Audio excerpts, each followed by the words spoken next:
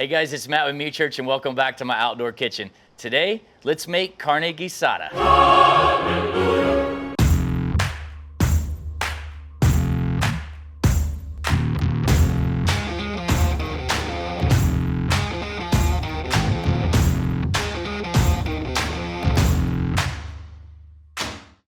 So this is a meal that my family absolutely enjoys. And a few weeks ago, we dropped a salmon video, and in there I referenced that we've been doing some easier, I'll call weekday cooks, like pork tenderloin 3 ways, the fish, and there's just a lot of comments about please more of that stuff. There's only so much barbecue that you can do and teach, and we call it Meat Church, so I'm going to show you different ways to use different cuts of meat. So here in Texas, on the weekends, it's pretty routine that my wife and I will go down to a taco place on Saturday morning and eat breakfast, and carne guisada, it's a Mexican stew. That's what I order in my tacos pretty much every Saturday, so I love it. What I'm going to show you today is like a 2-hour process total. You can prepare this in less than 30 minutes and cook it in about 90 minutes. But the beauty of it is you could also do it in a slow cooker, and you could run it all day if you wanted to. So you could do this prep at night. You could, throw it in a slow cooker in the morning, go to work. When you come home, your dinner's ready. We don't cook inside, so we're going to do it all out here on this little Carolina cooker burner. But let's jump into this. So I'm using a chuck roast. If you've watched our channel before and like when it comes to chuck, here's what I normally do with it. We would make either poor man's burn ends, or I love to put it in chili. But this is a 44 Farms prime chuck roast. I want to show you guys this marbling, by the way. I mean, insane. So this is a obviously pretty gorgeous piece of meat. 44, just great friends of ours down in Cameron, Texas. Iconic ranch, to be honest with you, never ever product. So it's great beef. It's my favorite steak. You guys go to Knife in Dallas and you're gonna have 44 steaks. So we wanna do this some justice today. First thing I'm gonna do, you wanna cube this up into 1-inch cubes or smaller. It's kind of your preference. And this is pretty thick, so I'm gonna make slices, cut it crossways, and just get it cubed up. Man, look at that marbling. Insane.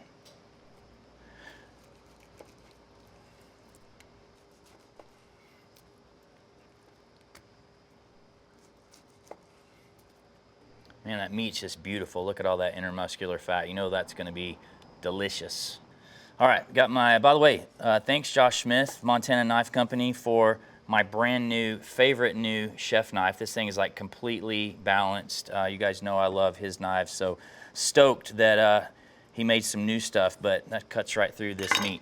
All right, let's get to cooking. So I've got a little Carolina cooker burner out here. I'm gonna light it, put some oil in it, just get that heated up, and then we need to brown all of this meat. All right, so this is a Dutch oven. You could also do this in a large skillet. You need to brown the meat, but then I'm using this because I'm gonna brown in this, and I'm gonna cook in it and use all of the juices that come out of the meat to cook with. So. And by the way, you can see I trimmed out a little bit of the fat, so fat's flavor, but you don't want too much of it. So depending how much meat you brown, you may need to do this in batches. My recipe is for 3 pounds, which is exactly what this is. So we're just gonna put this in here, and you're talking 6 to 8 minutes. Just brown it, toss it around continually. You don't wanna overcrowd the pan, so don't put all of this in here or it's gonna be hard to brown all of it.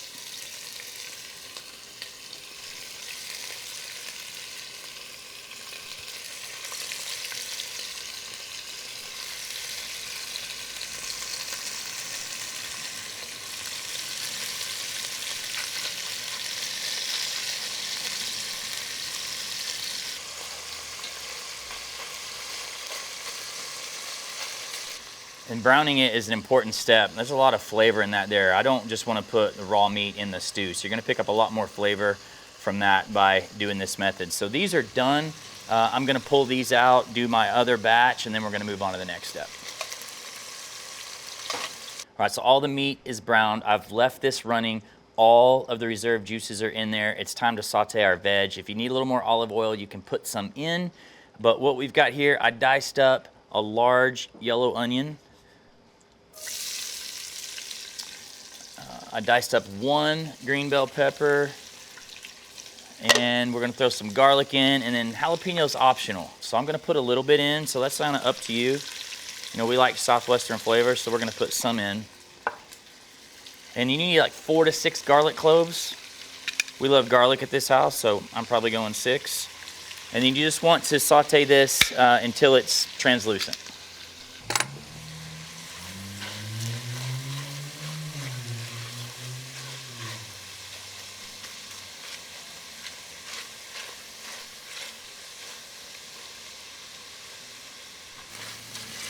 All right, that smells amazing.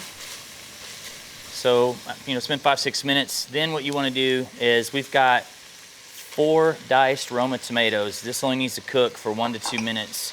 Then we're going to add our seasoning, and we're going to start our gravy. Man, already looking beautiful. Okay, let's get some seasoning in here. A lot of people use salt and pepper. You know me. No salt and pepper. We holy cow. 2 teaspoons of holy cow. A lot of people use chili powder. Not me. I use Meat Church chili seasoning.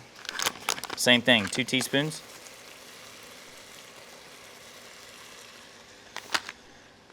A little bit of cumin. 1.5 teaspoons. Or more. Love cumin. So the person that taught me used the beef bouillon. I use Goya powdered bouillon. This is optional. 1 packet or 1 cube if you use bouillon. And I like a little tomato paste. We're gonna go 1 tablespoon. Look at that. Bloop. Mix her up. Ah, it smells real good.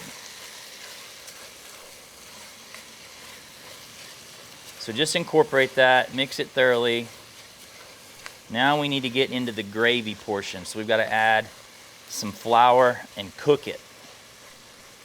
And look, this is what I do. A lot of people make this different ways. I know people that make the gravy earlier. They put the flour over the meat. It's just not what I do. So this is it's about 4 tablespoons, and you need to cook this. So incorporate it quickly. Let that raw flour cook for a minute or 2. And then we're going to add a little beef stock.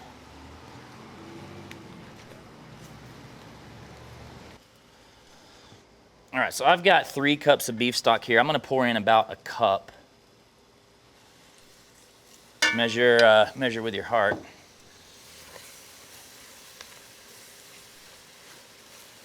We're going to let this simmer for just a minute. We're going to return the meat to this, and we're going to add, you know, a couple more cups of stock, and we're going to let it simmer all day. All right, so that flour is nice and cooked. It's a little thick right now. We're going to return our meat to this, stir it up, and then you're going to add more broth. So there's a little bit of your preference here. It's probably going to take about 2 cups. The more you add, the more thin it gets. If you made it too thin, you could add more flour. And keep in mind, it's going to cook for a while, so it's going to reduce. But this is 2 cups. We're going to mix this together. I'm going to lower the heat. I'm going to simmer this for an hour and a half, 2 hours. You know, if you go longer, it's fine. The meat is just going to break down and kind of fall apart, which is totally fine. But you're good usually in about an hour and a half. We're going to put the lid on this, turn the heat down, and we'll see you in a little bit. All right, guys, this has been simmering for right at 90 minutes. I just killed the fire. Man, that smells awesome. Let me get you a look in here. So that gravy's thickened up. Like I told you earlier, if you want it thicker, more flour. You want it more thin, add more stock. Now, you can see these big chunks of that 44 Farms chuck roast. They, you know, still have the integrity. They're still there. If you cook this all day, it's going to fall apart, which is totally fine. In fact, some of you may prefer that. But at 90 minutes, you could gum this without your dentures. I promise you. So I'm going to go ahead and put these over on some tortillas. I've got some fresh corn tortillas from my friends right down the street. Now, you know, I put this on Instagram previously, and I served it on cilantro lime rice. So my wife she's not into the carbs, so she doesn't like to eat it on tortillas. I do.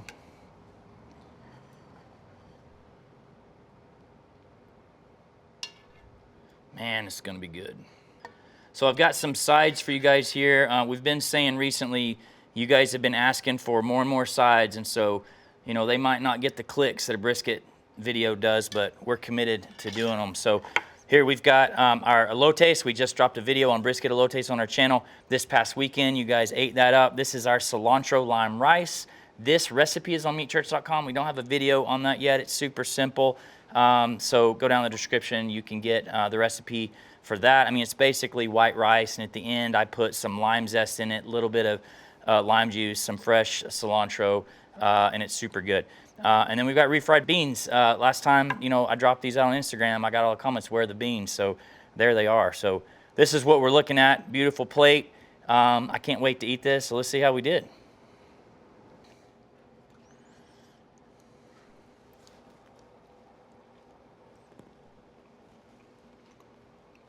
I ain't mad at it. Damn. Not bad for a white boy. Man, that's good. No heat at all, right? I didn't make that spicy. I love how I found another use for our famous chili seasoning. That's super good, in my opinion. You know, I don't need all my Hispanic buddies jumping on me saying it's not too authentic, but you have to let me know what you guys think. I'm super happy with this, and I really like the midweek stuff that we can do, the during the week dinners that we can do that are different for the family. And man, what about this 44 Farms chuck roast? That stuff, I mean, it's like, I don't even need teeth, like I said, to eat that. It's delicious. You guys got to try this. Everybody will love it. This is a great meal that your family will love. Amazing Tex-Mex dish, in my opinion, one of my favorites. If you like what we're doing, please like and subscribe. We're dropping weekly how-to cooking videos on our channel. See you guys next time.